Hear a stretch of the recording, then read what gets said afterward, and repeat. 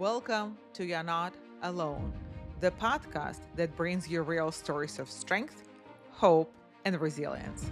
Our guests are real people, just like you, who have faced losses, anxieties, and life obstacles, but emerged stronger.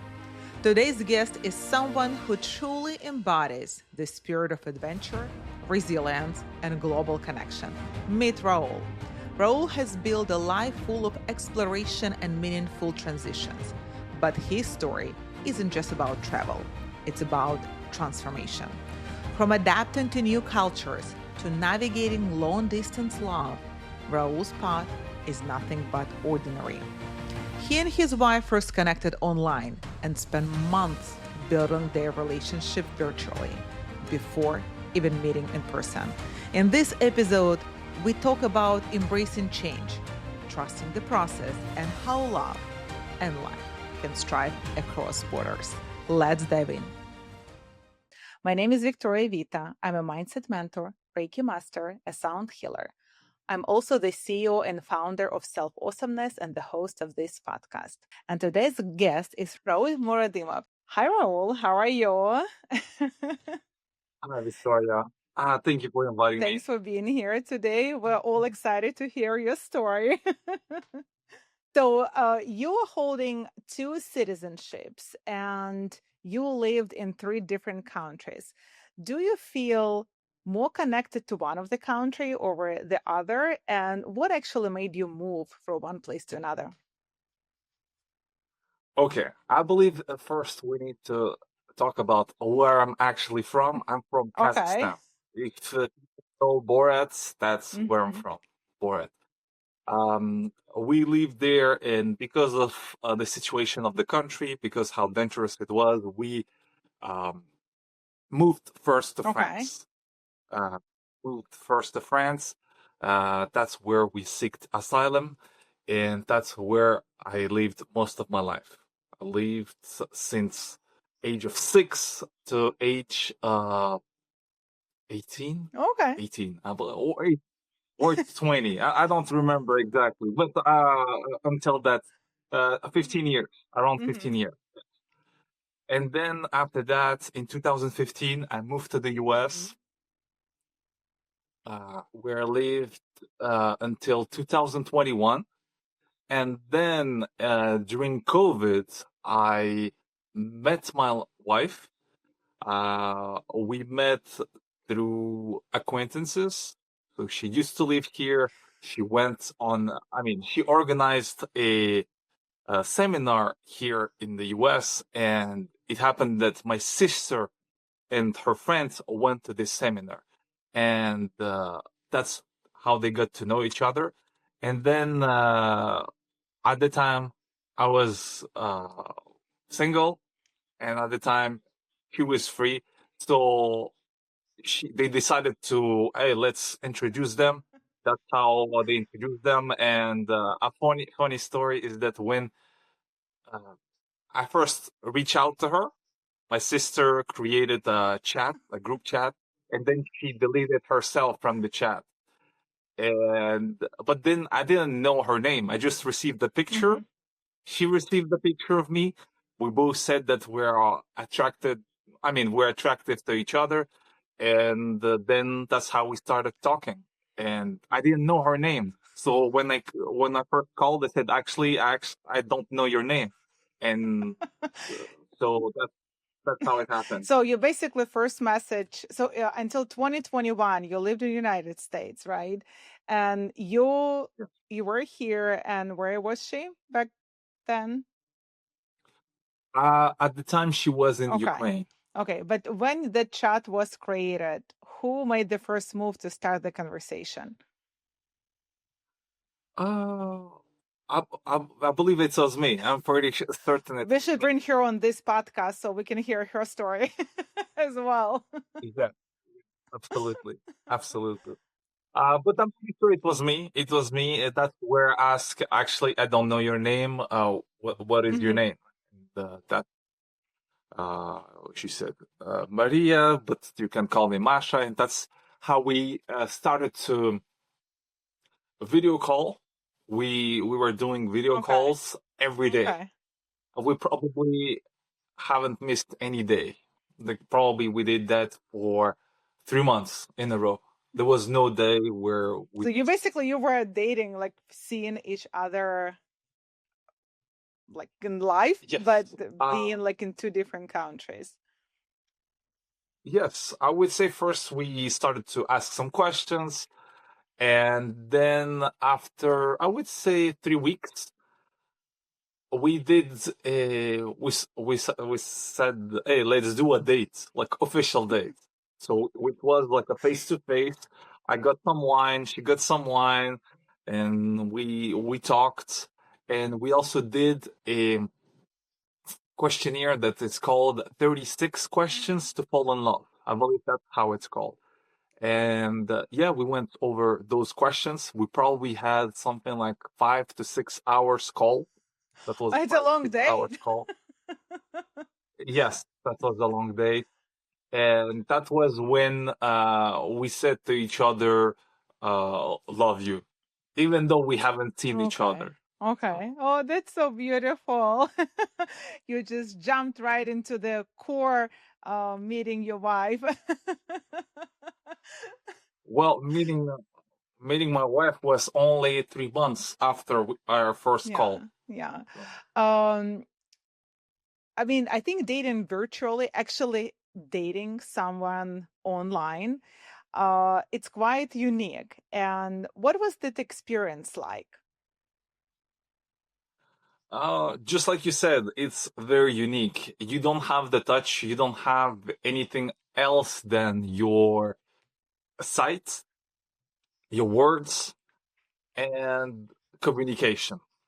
So I would say this is what became our strength as well, because most of the people, they when they meet, they go on a date, they talk to each other, but they have a contact. They Yes. will flirt, they will start to have a contact. Us, we didn't have that, so we started first with communication. So that's why I would say it's our biggest strength, that everything came to that. Hmm. But then we started to add some other, I would say, um, senses to this, because since we haven't seen each other, I had the idea of, oh, let's send. I will send her, I believe it was a t-shirt, so that way we have a smell of each other, because Wow. you know it will be a bummer if, let's say, you are falling in love with a person, and then when you see each other and the Yes. smell doesn't, Yes. the smell is also a big Yeah, it's a factor in that chemistry. you need to be attracted by. Yeah. Yes, Yeah, the the chemistry, chemistry. uh, Yeah. the So smell. did you guys exchange t-shirts? So did you do it, or it was it just Yeah. oh, you did it. Yes, absolutely. Yes, yes, yes, Wow. So she's yes. And I still have, I not the t-shirt, but I still have the bag that I sent. I not that I received from her. wow. Wow. So you brought it back. So kind of reverting back. So you went to France and you guys came back here, right? Kind of the spoiler Correct. alert. Well, there was a lot of in between, because when I first went to France, I went probably for 2 weeks. So Yes, I she believe moved. I I, went I for just two want weeks. to pause for a little bit because she was in Ukraine when you guys met. Then within 3 months, she Correct. moved to France. And then you flew to France to meet her in person. Yes. So it was not planned at all. What was planned is that my trip to Ukraine. I was Oh, already. I purchased the ticket to go to Ukraine, but it was during COVID, and it happened that they closed the country. They closed Ukraine for a whole month during the time when I had this oh, flight. okay. So I couldn't make it. And then I purchased a second ticket a month later, and there was some other Mhm. issue with the ticket, and it did not happen either. So we decided that she was tired of Ukraine, so she went to France, and I'm a French citizen as well.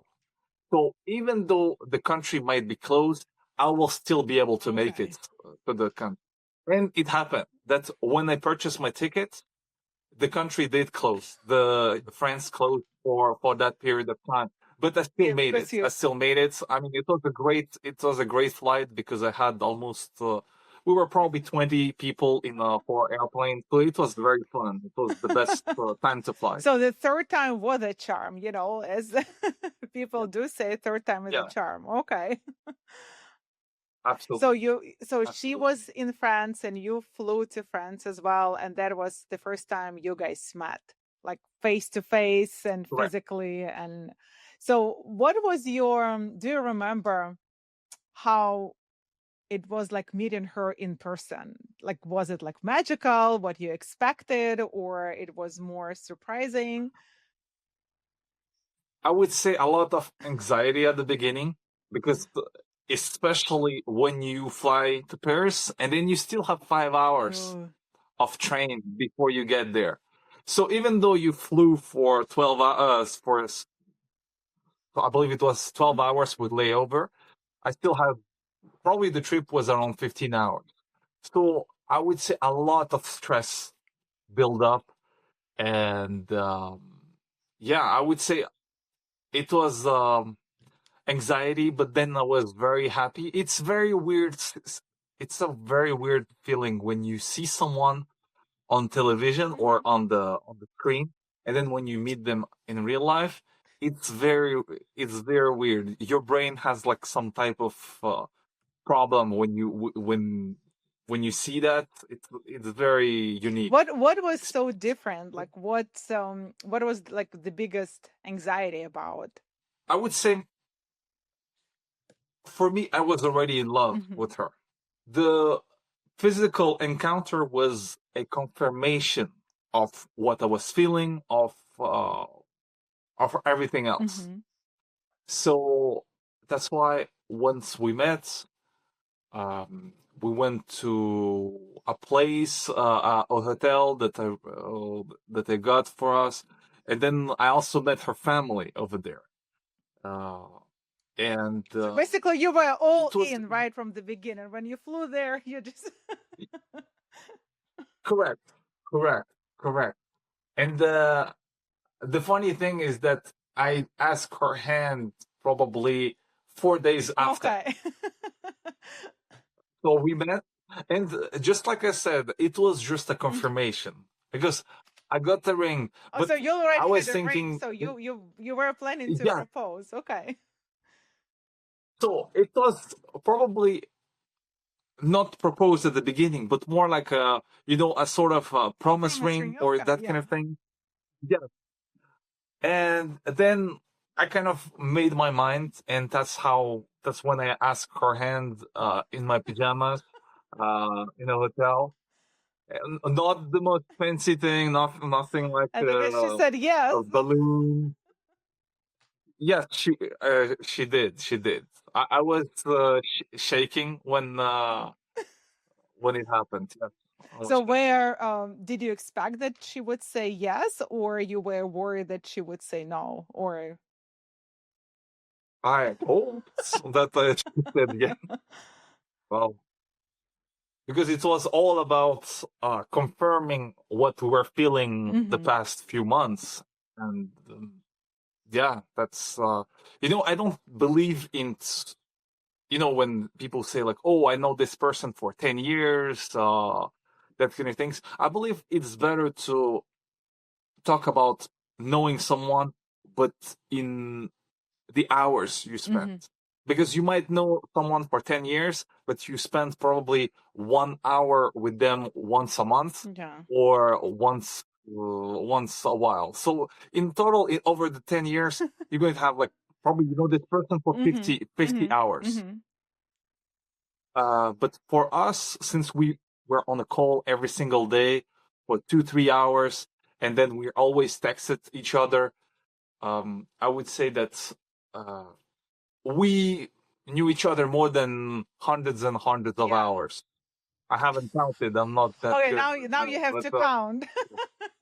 And we'll yeah, ask her I will need on to. your guys' wedding anniversary, like how many hours you talked before you met. Yeah, yeah. I believe that will be a Mhm. relevant part. So you said that you guys exchanged t-shirts so you can smell, kind of have that chemistry, right? Kind of feel that if kind of this is your person or not. And you said you still have that bag that she shipped her t-shirt, right? So, and as I said, like you guys moved. So when you had that bag with her t-shirt, was that the same when you met her? Was it the same or it was different? You mean the same Yeah, feeling the same that feeling, yes. Like the same chemistry as you felt when you got uh her t-shirt. yeah, yes, yes. Even when I'm talking about, I'm remembering the memories, and I still kind of feel butterflies in I feel my belly. butterflies. Like I've been there, like I haven't done it before, but I do feel like your butterflies. Well, yes, because it's, I believe it's all about this intimate. You know, when you become very intimate, you share some stuff that you never shared with anyone, and yeah, I believe that's how you create depth in the relationship. Hmm. I don't know if I answer your question. Yes, you kind of keep walking around that, but yes. Yes. Uh-huh. Yeah. What advice would you give to someone who actually is hesitant about online dating or like long distance dating? I mean, I would say that there are many nowadays. There's many scams.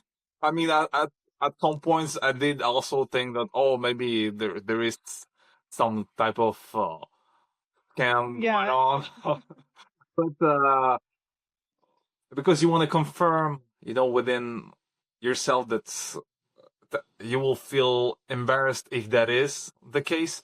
But I would say that if you will have to feel it, you will have to talk, and you will have to go through this experience. I would say go for it. I have a friend that I work with. He also had a long distance relationship, but it was different because they met in real life. Oh, They first okay. met real life here, and then they were in a distance. But us, we got to know each other from far away. I mean, it's not for everyone. That's what is that is for sure. And I believe if you are patient, because that is all about patience as well. Because I believe you will find also some creepy stuff going on where people will be online and they will want to do like all, All in, how all you call in. that? Yeah, yeah.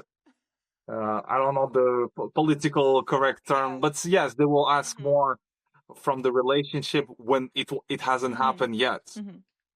And I believe we were very mature in that because we were not really hurrying the Mm-hmm. relationship.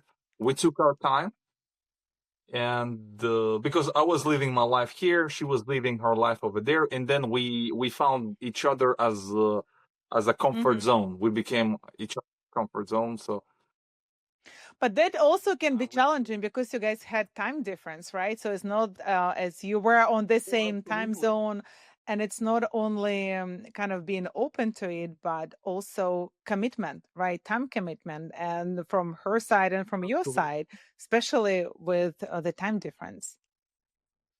absolutely. We did have this challenge as well, but I mean, I had at the time a flexible job, so it allowed me to do Mhm. that.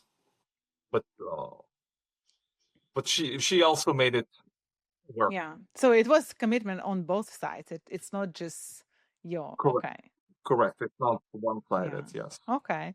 So and then you got married, right? So you were in France and then you got married. And then I know that you lived for several years in France. You had to move back to France. Yes. Yes. So what happened is that when I first went to France, I asked her hand. It was the first time we met, and then 3 months later, I came to live with her. I arrived, and then we rented a place. We found a place over there, and we lived 6 months together.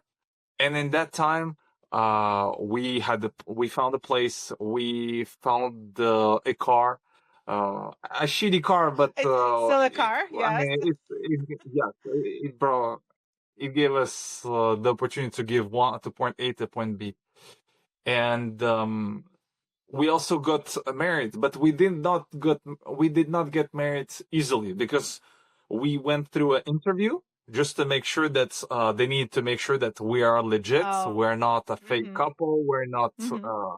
It's not for papers. And then when we got married in June of 2021, I had to move. I had to go back to the Oh, U.S. because at the time I had a green card. And when you're a green card holder, in order to keep it, yes. you cannot leave the country for more than 6 months. And we also, when we talked, we did, we decided that we want to live in the US because she did experience US when she visited here, and I lived here, and I enjoyed my Mm-hmm. life here as well. And I would say that we decided both to that US will be the place we're going to live. And we lived in France. We enjoyed some parts. We disliked some other part. I would say when I went back to the US, 2 months later, I got my citizenship, my Mm-hmm. US citizenship. So that's where I got my second citizenship, basically. And then in February of 2022, I went back to France, but this time it was for Okay. 3 years. Okay. So basically, you had to move back and forth just to make your relationship, your marriage work. I'm sure, Correct. guys, you also Correct. face some challenges, especially with you moving back and forth and you moving back from Yeah. the States to France. So, how did you face those challenges? Okay, I would say that I made the mistake of not being prepared enough when it comes to leaving the US. I would say for people who are willing to do the same thing as I did, be more prepared. Be more prepared means that when you're leaving, make sure that you are bringing back your titles for the car or you sell your car. It depends. Make sure that when if you have credit cards, they're paid off, or you will be able to make Mm-hmm. the payments Mm-hmm. of a over in a different Mm-hmm. country. Because I had this issue where I left. I had some problem with my with the car, and then I was starting to make money, but in France because I was working in France. But then the U.S. banks and Oh. that kind of organization could not accept, I would say, banks from Mm-hmm. outside of the US to make. So I had that kind of problem that I'm still going through Mm-hmm. nowadays. Mm-hmm. Yeah, So, being prepared, if you decide to move, just even temporarily, just prepare yourself and think about administrative work that we need to do. absolutely. The thing that we probably do here normally and on daily basis, and we think we are capable of doing them overseas, but it may not be possible. Yes, absolutely, Okay. absolutely. That's the biggest thing. Yeah. Do you think your international background help you with this relationship, help that relationship actually work? I would say first of all, yes. I would say yes. It helped because when you move um, to different continents, you are to adapt. You will adapt faster. You will adapt in order to survive. And I would say in this relationship, it helped me to adapt myself because I had to restart my life from zero, I believe, three Mm. times I restarted my life from zero, I believe, 3 or 4 times. I'm not counting when I was a child, but I'm counting when I arrived first to the US in 2015, when I went back to France in 2021. I started the life here. I went back to the US just right now. So yes, 3 times. Yeah. It was 3 times. So you kind of all ready, like as an athlete, you're ready to start a new life anywhere you go to. Oh, you guys trying to Yes. settle I down mean, I'm here. not afraid. Yes. And we actually, the funny story is that we were driving and we were talking about how many times we moved ever in our lives. I've seen people that lived all their life in the same place. And so far, I counted 18 times that I moved. That's a lot. 18 times, it might be apartments, But it's a move. It's a country very that. stressful thing. So yeah, It's a move. Yes. yeah. So yeah, kind of now I want some type of I would say more peace. I'm looking for something that is just a place that's sit down and just I'm not chill, but Be at least home. Be home, I feel like, right? Be yeah, home. Yeah. yeah, So, and you guys moved back to the States in 2024, right? So kind of wrap last up. year, Yeah. yes, Yeah. absolutely. So when you're planning to stay in the States, you're not planning to go back to France. Okay. Correct. Just for vacation Yes. or I mean, living there. yeah. Okay. So what's your favorite country so far to live in? To live in, I would say U.S. U.S. stays my favorite country. We visited many countries in Europe, but I would say these countries were great to visit, to be on vacation, but to live there, No. not really. I think here in the U.S., there's more opportunities, so it's Yeah.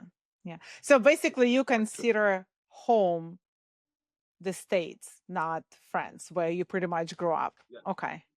So when you say I go home, you mean go back to the States. I'm already You're home. already home, yes. Okay. Yeah. Okay.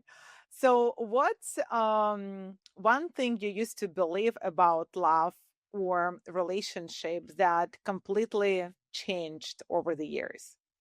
I believe like a lot of women too. I was thinking that some things we can read minds or the thing where if he loves me he Yeah. can read my mind and I would think that's she has the same thing, like if she loves me she can read my mind, but actually no, we are not mind readers. Thanks God. um Can you imagine? yeah, that will be uh so perverted. Can read. Yes, I believe it's the opposite. So I believe it's the strength is to be able to communicate, to being able to say that, hey, I what you said hurt me, and let's talk it out. Or I don't have an exact But I think it's a example for you. great example to say that we're all saying that communication is the key, especially in relationships. And a lot of people are so afraid to communicate because they're afraid to hurt another person. And we kind of eat up basically all our feelings, not expressing them. And assuming that the other person should read our mind, right? As you said, and Yeah. take actions. But what we probably see that the other person won't take any action because they cannot read minds. So you have to talk, but you have to find a way to communicate the issues sometimes, and not only issues and good things too. So like you both know what's good, what's working, and what's not working if you want the relationship to work. Yes. If you don't say to your partner what you like, what you don't like, how would they Yes. know? And also set up boundaries, because there are some things that are okay, some others that are not. And uh, if it's your partner, it doesn't mean that you can do whatever you want with them, or you can act how you want with them. No, it's we're both adults, Mm-hmm. so that's why. Uh, and I wanted to add the fact that even up to this day, I still have trouble with when it comes to communication. Because if we have a fight, I would say that I tend to be the one that will give the, how you call that, the wall or something like this, where I will just be silent and just not to say anything. And she's the type that said, "No, we need to dig Mm-hmm. into this." And yeah, I believe it was worse before. It was worse before, yeah. But with time, I got better. But up to this day, I still have those moments where I will shut down and not talk. But then I have to get out of this. Sometimes it takes me 2 hours or 3 hours just to get out of this Digest feeling. Yeah. and being, yeah. Yes, digest. And maybe sometimes it's a good thing too. It's not necessarily you can solve the problem when both people like all fired up. You can say things that you don't mean, but if you let yourself just to be for a few hours, so you can actually talk like in a calm Yeah. way, just express normally your feelings and what didn't work, for example, in a situation or what hurt you. Yeah, Yeah. yeah, Yeah. Yeah. So we had our moments where um we might have said some bad things yeah. to each other, but then we come back, we apologize, and then we talk it out. Uh, and it's okay. Honestly, uh, she has some family that lives in Italy, and to me, it was very surprising and very shocking to see how Italian family work, where they will be mad at each other, they will swear at each other, they will say, I don't know, can you say, they will say fuck you to each other, but then a few hours later, they will embrace each other, and it's like it it never happened. So to me, it was very weird, but I learned from that. This is actually a Like healthier way mind, to. like opening Uh, our mind and views. Yeah. Absolutely, absolutely. Because I grew up in a family which is the Hmm. opposite, where you don't say anything, you keep to yourself. And then it builds in you, and you're going to have resentment towards the other person. And then you're just going to be, I would say, smiling when you see them, but within you will Yes. feel a lot of anger, a lot of resentment. So I would say be like an Italian family, be mad at each other, but then embrace each other after it Mhm. cooled down. Oh, that's actually a very powerful message. Yeah, for a lot of Yeah. people. Yes. Thank you, Raoul. Thank you for sharing your story.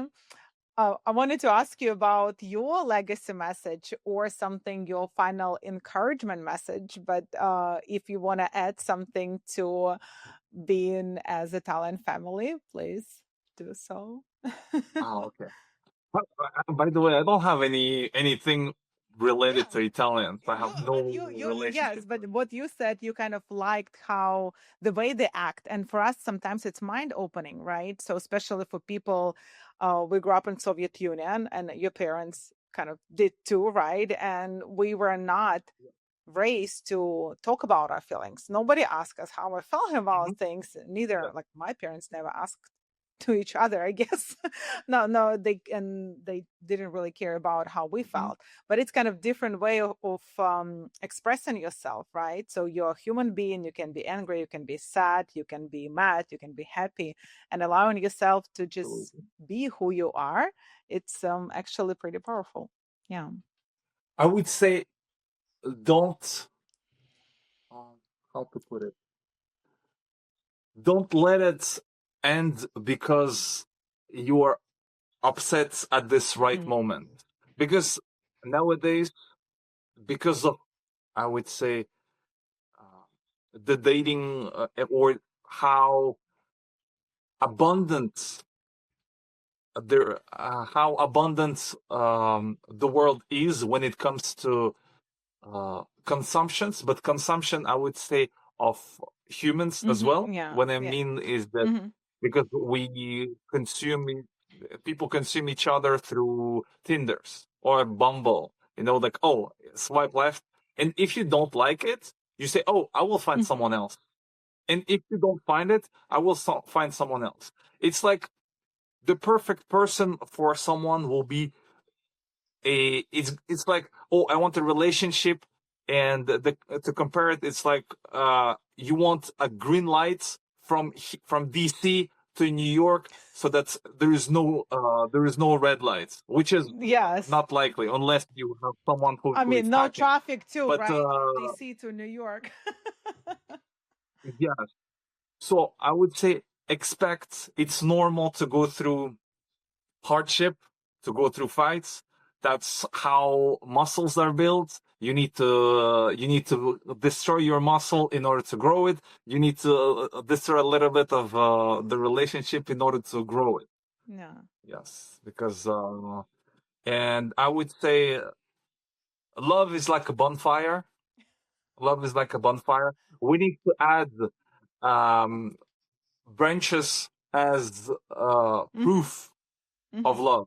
We always need to give the fire. In order to light up the fire, you need to always add some branches. And those branches are going on a date, gifting some stuff. It depends what are your love languages, but basically all constantly feeding the fire. I love it. Love it. Love is a bonfire. Yes. Yes. And then you can taste some good marshmallows, I guess. If you have really good fire, right? Thank you. Yeah. Yeah. That's actually thank you for sharing your story, because I think it gives hope to a lot of people that online dating works, but it's not all fairy tale, right? So you still have to invest time into your relationship. You still have to commit and make it work from both sides, obviously. And I like what you said about consumption. So be more open minded too. Let other people, maybe even like different types of people, be in your life, and don't let the distance stop you as well, right? Because you were here and she was back in Ukraine back then, and you guys made it work, but you both worked on it. So you both invested time and committed to it. And my favorite thing is love is bonfire. Thank you, Raoul. We're wishing you guys the best of luck. And I guess we'll have another episode when with you and Maria here too. So, or we can hear your story and then we'll guys compare. Absolutely. And we'll see if they match. I'm sure the stories would match. Thank you so much for being on today's podcast. I really appreciate it. You can find more information about Raoul, and you can connect with him by following the links below this episode. And if you feel that life is overwhelming and challenges you and you have a lot of pressure on you, download my 3 favorite techniques below to boost your calmness, and that will help you to stay grounded in the present moment. And remember, no matter how tough things get, you are not alone.